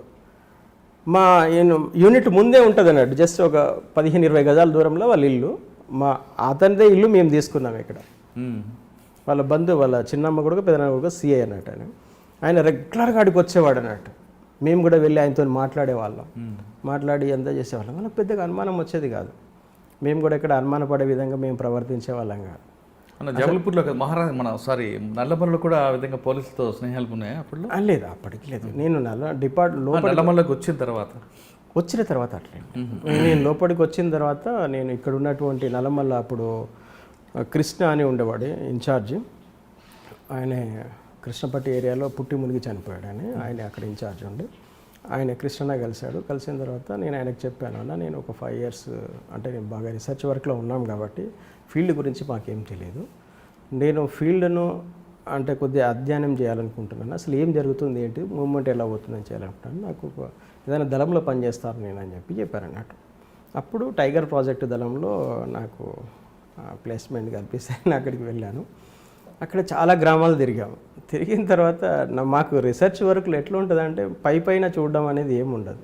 రీసెర్చ్ వర్క్ అంటే చాలా చిన్న పాయింట్ని పట్టుకొని మేము అక్కడి నుంచి రీసెర్చ్ వర్క్ చేస్తాం కాబట్టి ఆ మైండే నాకు ఉంది కాబట్టి ఉద్యమంలో కూడా అసలు ఏం జరుగుతుంది గ్రౌండ్ వర్క్ నుంచి వెళ్ళాలనే ఉద్దేశం నుంచి గ్రామంలో ప్రతి చిన్న వ్యక్తిని కూడా కలిసి ఎక్కడైనా మేము ఆగిన దగ్గర ఎవరైనా కలిస్తే వాళ్ళతోనే నేను చాలా డిస్కస్ చేసేవాడిని అన్నట్టు. దళాలు రాకముందు మీ పరిస్థితి ఎట్లా ఉంది, దళాలు వచ్చిన తర్వాత ఎట్లా ఉంది, అసలు ఏమనుకుంటున్నారు మా గురించి, వీళ్ళు మా దళాలు వాళ్ళకు ఎటువంటి ఎడ్యుకేషన్ ఇస్తున్నాయి పొలిటికల్గా, ఇటువంటి వాటి మీద నేను చాలా అధ్యయనం చేశాను. ఈ క్రమంలో తర్వాత వెపన్స్ రిపేరింగు అవి ఇవి నల్లమల్ల చుట్టూ ఉన్నటువంటి అన్ని జిల్లాలు, ఇటు మహబూబ్ నగర్, నల్గొండ, గుంటూరు, ప్రకాశం, మొత్తం మన కర్నూలు, ఈ చుట్టూ ఉన్నటువంటి అన్ని జిల్లాల నుంచి వెపన్స్ నల్లమల్లకి వచ్చేటి అన్నట్టు. అక్కడికి వస్తే అక్కడ వాళ్ళకు రిపేర్ చేసి పంపించడం. ఎక్కడ నల్లమల్లలో మీరు క్యాంప్ పెట్టారు? చాలా ప్రాంతాల్లో పెట్టాం మేము. జీబీఎం అని ఒక ప్రాంతం ఉంటుంది, బూరుగుండార్ అని ఒక ప్రాంతము, పాలుట్ల అని ఒక ఏరియా, చాలా ఏరియాలు ఉన్నాయి అక్కడ. మేము తిరగని ప్లేస్ అంటూ లేదు. ఎక్కడైనా ఒక 4 రోజులు క్యాంప్ వేసేసి అక్కడ ఉన్న వెపన్స్ మొత్తం రిపేర్ చేసి అక్కడ ఉండేవాళ్ళం. ఈ క్రమంలో మహేష్, మురళి వీళ్ళు చనిపోయారు ఆ టైంలోనే, 91లో అనుకుంటా వాళ్ళు చనిపోయింది.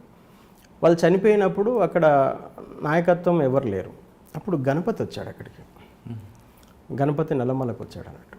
వస్తే గణపతి నేను ఫస్ట్ టైం చూడడం అక్కడనే. యాక్చువల్లీ గణపతిని పికప్ చేయడం కోసము ఒక టీమును అరేంజ్ చేశారు.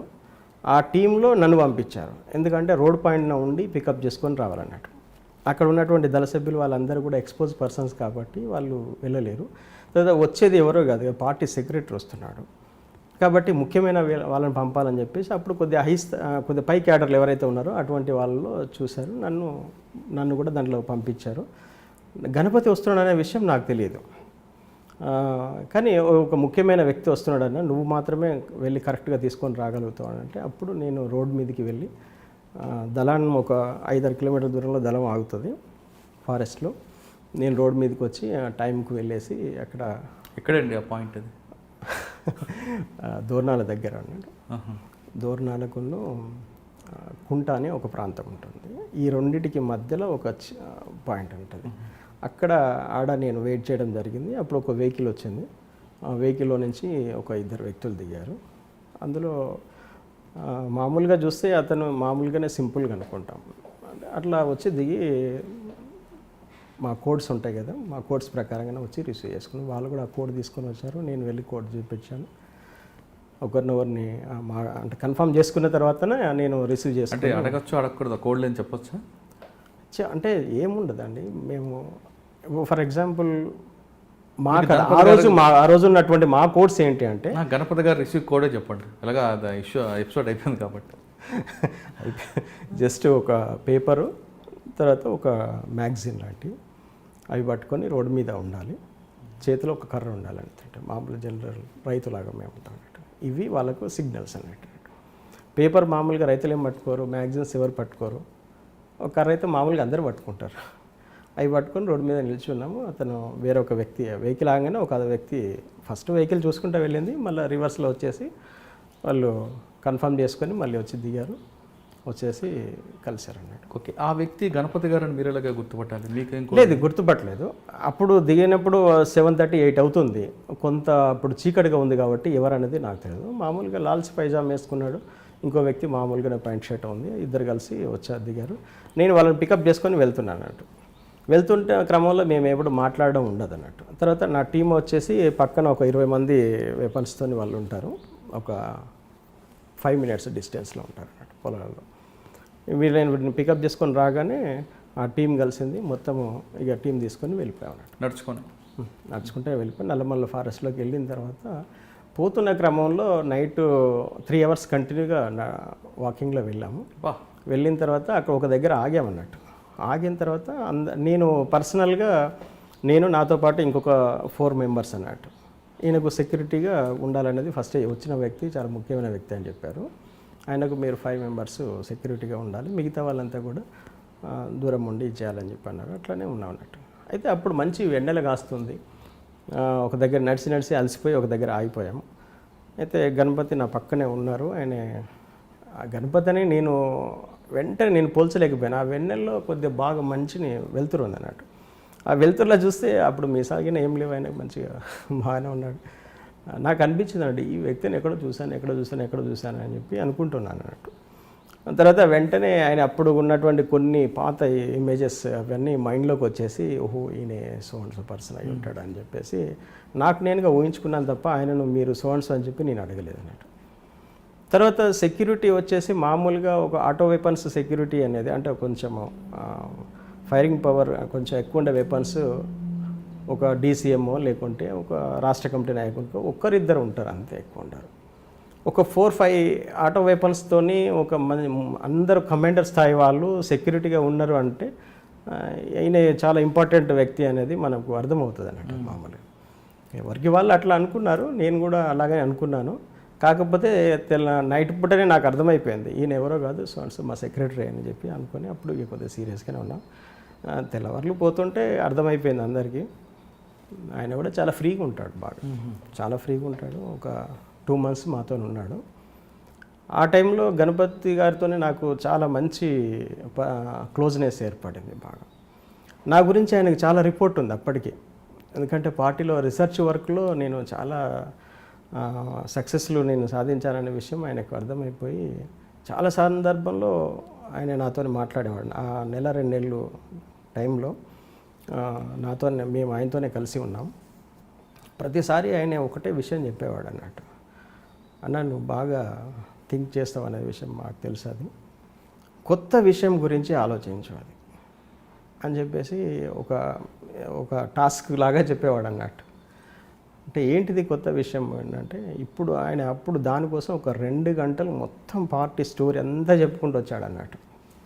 పార్టీ ఎట్లా పుట్టింది, ఎట్లా పెరిగింది, ఎట్లా అంటే మొత్తం వెపన్స్కి సంబంధించినట్టు ఎట్లా ప్రాబ్లమ్స్ ఎదుర్కొంటూ వచ్చింది, ఈ రోజుకున్నటువంటి మన సమస్యలు ఏంటి, ఇవన్నిటి గురించి చెప్పుకుంటూ వచ్చాడు. ఈరోజు ఇన్ని ఎన్కౌంటర్స్ ఇవన్నీ జరుగుతున్నా అంటే పోలీస్తోని మనము ఫైరింగ్లో మనం ఎదుర్కోలేకపోతున్నాం. మనం చాలా నష్టాన్ని మనం చవిచూడాల్సి వస్తుంది. మన పార్టీకి చిన్న వెపన్స్తోని పెద్దగా అంత సక్సెస్ మనం సాధించలేము. పెద్ద వెపన్స్ కావాలి. పెద్ద వెపన్స్ అంటే అది తక్కువ అమ్యునిషన్తోని ఎక్కువ మందిని నష్టపరిచేటువంటి వెపన్స్ కావాలి. కాబట్టి మీ మైండ్ని అంతా దాని మీద పెట్టి మీరు ఆలోచించండి. ఇప్పటివరకు చాలా మీరు రీసెర్చ్ డెవలప్మెంట్లో చాలా వెపన్స్ని డెవలప్ చేశారు. ఆ వెపన్స్తో పాటు మనకు ఇట్లా ఎక్కువగా నష్టాన్ని చేకూర్చే, శత్రువుకు ఎక్కువ నష్టాన్ని చేకూర్చేటువంటి వెపన్స్ మనకు కావాలి. దాని మీద మీరు దృష్టి పెట్టి ఆర్టిలరీ వెపన్స్ను మీరు డెవలప్ చేయండి అని చెప్పి అక్కడ నల్లమలలో చెప్పడం జరిగింది అన్నట్టు. ఇక ఆ రోజు నుంచి నేను ఆర్టిలరీ వెపన్స్ ఏమున్నాయనేది దాని మీద నేను ఆలోచించడం, చివరికి ఒక్కొక్కటి అంటే రాకెట్ లాంచర్స్ ఆలోచన అనేది అక్కడి నుంచే మొదలైంది అన్నట్టు. సార్, గణపతి గారు ఇచ్చిన ఆలోచనతో రాకెట్ లాంచర్ ఎలా తయారు చేయాలని మీరు రీసెర్చ్ చేశారు.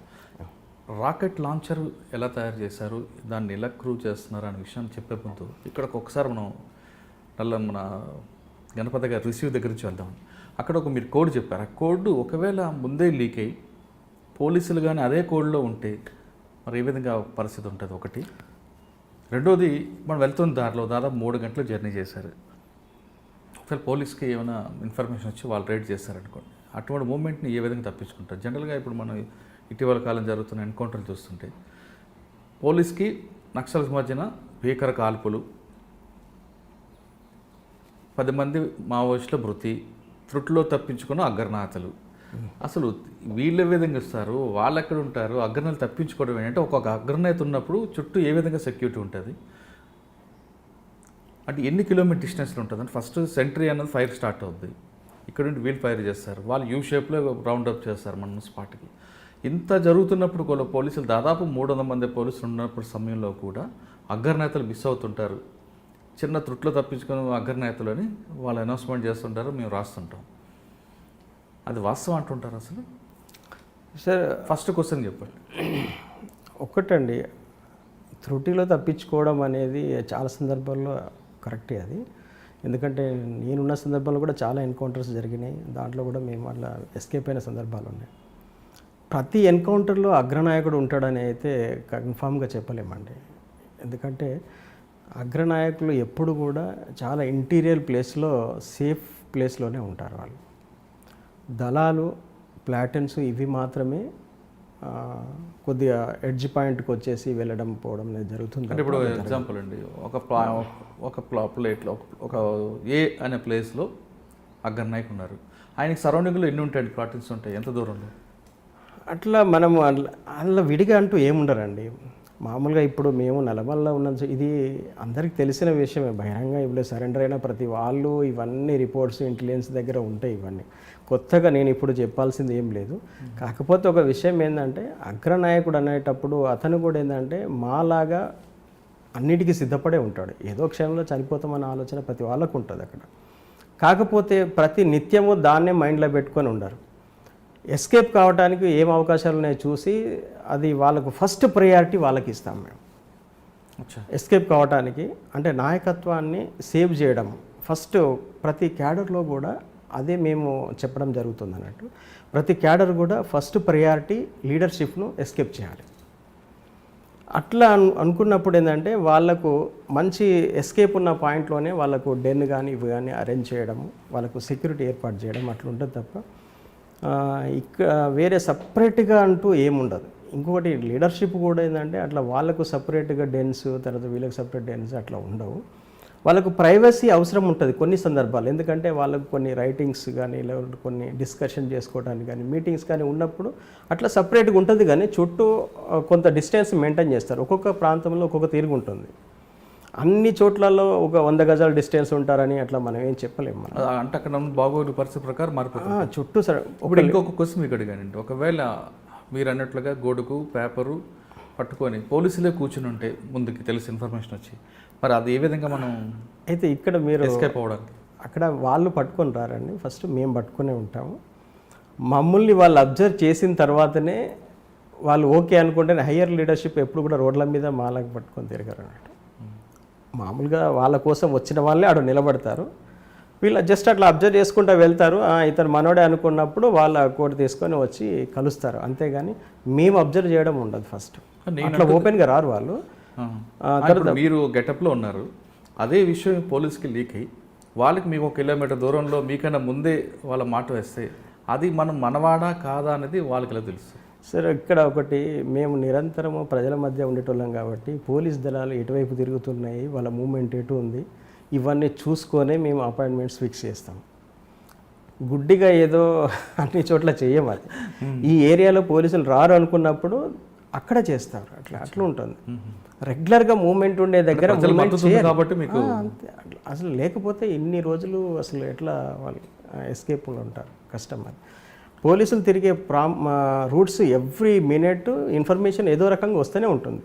అసలు ఇప్పుడు ఇంత టెక్నాలజీ పెరిగింది, కానీ టెక్నాలజీ లేనప్పుడు అంటే ఈ ఫోన్స్, సెల్ ఫోన్స్ ఇవన్నీ లేనప్పుడు కూడా ప్రతి మూమెంట్ను కూడా ప్రజలు బాగా అబ్జర్వ్ చేస్తారు, ఈజీగా ఐడెంటిఫై చేస్తారు. పోలీస్ ఎవరు, అన్నలు ఎవరు అనేది చాలా ఈజీగా ఐడెంటిఫై చేస్తారు అన్నట్టు. కాబట్టి పోలీస్ మూమెంట్ ఉందంటే మాకు ఇన్ఫర్మేషన్ వస్తూనే ఉంటుంది. ఒకవేళ కనుక మేము వస్తున్న క్రమంలోనే మా రూట్ ఎక్స్పోజ్ అయితే మేము అది క్యాన్సిలే చేసుకుంటాం, అక్కడ వరకు వెళ్ళాం. మేము బయలుదేరి ఇప్పుడు ఒకవేళ ఇట్లాంటి ముఖ్యమైన నాయకత్వం వస్తుంది అని అనుకున్నప్పుడు మేము ఎక్స్పోజ్ అయినామనే విషయం కొంచెం కూడా మాకు ఇన్ఫర్మేషన్ ఉన్నా కూడా ఆ రూట్ను మేము ఇక దాన్ని టచ్ కూడా చేయం. ఎందుకంటే వచ్చిన వాళ్ళు చూసుకొని వెళ్ళిపోతారు తప్ప అటువంటి చాలా సీరియస్గా ఆలోచించి చేస్తారు. కానీ ఇవాళ నాయకత్వం వాళ్ళు కూడా మావోయిస్టులు కూడా ఏంటంటే ప్రజల మధ్యనే ఉంటారు కాబట్టి ప్రజల్లో వాళ్ళు అటువంటి మెకానిజం అనేది ఉంటుంది, ఉండకుండా ఉండదు. సరే, ఇప్పుడు మీరు గణపతి గారు చెప్పినట్లుగా మీరు రాకెట్ లాంచర్ రూపకల్పనకి రంగం సిద్ధం చేశారు అంటే అక్కడే చేశారా లేదు లేదు, నాకు గణపతి గారు టాస్క్ ఇచ్చిన తర్వాతనే దాని గురించి ఆలోచించడం అనేది జరిగిందండి. ఆయనే ఇన్స్పిరేషను. చాలా విషయాల్ని కూడా నాతోని షేర్ చేయడం జరిగింది.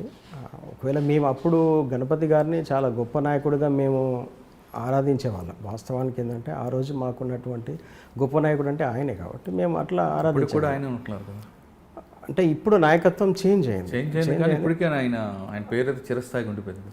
ఒకసారి ఆయన కూడా చాలా, అంటే ఒకటి మనం ఉద్యమంలో ఉన్నప్పుడు ఆ ఫీలింగ్ ఏముందో అనేది నేను మీకు చెప్తున్నాను. ఇప్పుడు ఏంటనేది కాదు కానీ ఆ రోజు మా అభిప్రాయం ఏందనేది మేము చెప్తాం. ఆ రోజు మేము నాయకుడు అంటే అంత గౌరవంగా చూసేవాళ్ళం. ఎప్పుడు కూడా నాయకత్వం గురించి మేము చెడుగా ఆలోచించడం కానీ అట్లా కానీ ఉండేది కాదు వాళ్ళను. ఎందుకంటే మాకంటే ముందు నుంచి వాళ్ళు సాక్రిఫై చేయడానికి వచ్చారు, అనేక కష్టాలు నష్టాలు పడ్డారు, కాబట్టి ఆ గౌరవం మేము ఇచ్చేవాళ్ళం. అట్లా గణపతి గారు అంటే నాకు చాలా గౌరవం ఉండేది. ఆయన ఇచ్చినటువంటి టాస్క్ను నేను, అది నా ముఖ్యమైన టాస్క్లలో దాన్ని నేను చేర్చుకున్నాను. అప్పుడు దాకా నేను ఏంటంటే AK-47 తయారు చేయాలనేది చాలా సీరియస్గా ఉండేది. నా కోరిక, బలమైన కోరిక ఉండేది. అసలు ఆటో వెపన్ తయారు చేయాలి, అసలు అదే నాకు కంపల్సరీ. నేను డెఫినెట్లీ పార్టీలో